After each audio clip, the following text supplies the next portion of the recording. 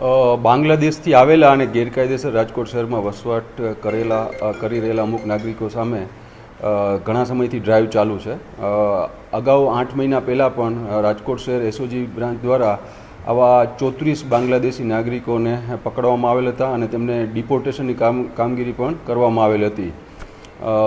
ઉપરોક્ત ડ્રાઈવના અનુસંધાને રાજકોટ શહેર એસઓજી પીઆઈ SM જાડેજાની ટીમને એક ગુપ્ત બાતમી મળેલી હતી કે રાજકોટ શહેરના આજીડેમ વિસ્તાર તથા કોઠારીયા સોલેન્ડ વિસ્તારમાં અમુક બાંગ્લાદેશી મહિલાઓ 3-4 દિવસથી આવી અને ગેરકાયદેસર વસવાટ કરી રહેલ છે.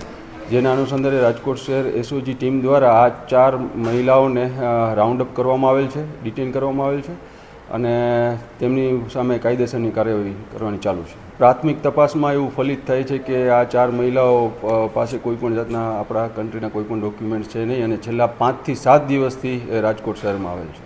સાંજ સમાચાર ફેસબુક પેજને લાઇક કરો, વિડીયો શેર કરો અને વધુ વિગતવાર સમાચાર માટે sanssamachar.net વિઝિટ કરો.